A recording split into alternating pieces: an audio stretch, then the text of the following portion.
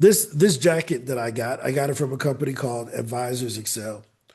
And I went to Advisors Excel with a client of mine to help them to choose where they were going to be doing their brokerage.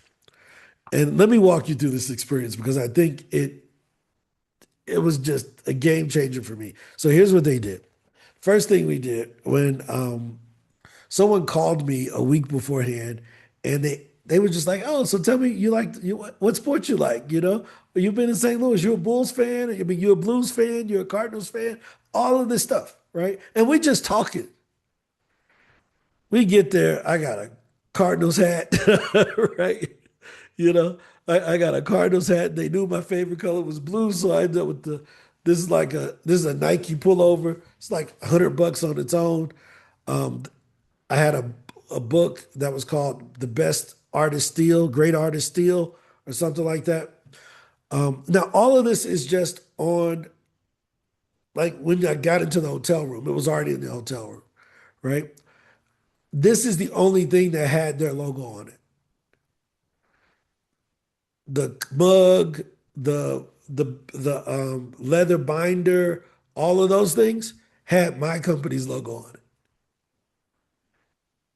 And I'm like, that is genius because I don't want to be an advertiser for Advisors Excel, but they put my logo on the stuff. I'll never forget who gave it to me because I'm using it, right? You see what I mean? So that was just when I got to the hotel. The next day we pull up to their office and they have all of these big 50-inch TVs around the inside of the office. And as soon as I walk in, every TV says, "Welcome, Ron Story." How?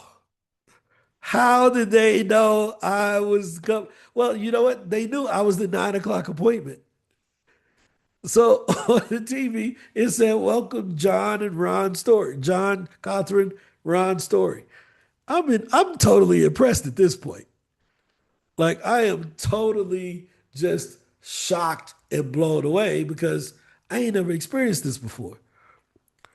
As we're walking through, everybody's like, "Hey, Ron, how's it going?" I'm like, "I ain't never met you before," not thinking that they see my name on the TV screen.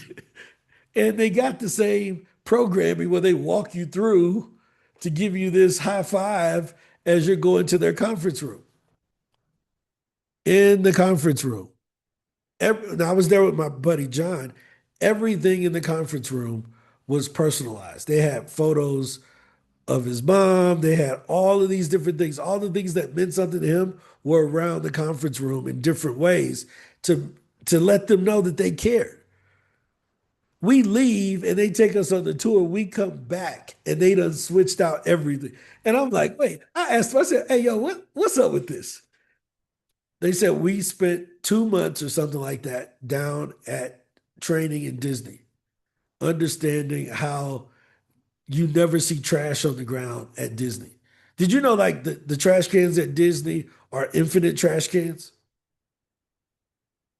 They're trash chutes. They're not trash cans, right? You put the trash in there, it goes down into a chute to suck it away. It ain't, there's nobody pulling trash bags, cleaning up Disney.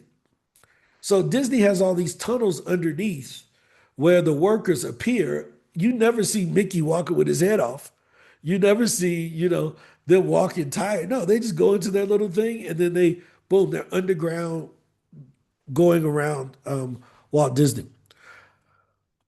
The reason why I bring that up is onboarding of customers is so important if you can afford it, especially if you're doing high ticket. If you're selling a $7 piece of software, a $49 piece of software, it's kind of hard to put $1,000 worth of work into it. Is this making sense? But if you know that someone just wrote you a $20,000 check, and go and take one of that and do something really cool for them that they'll never forget because a lot of people you pay them and then they disappear.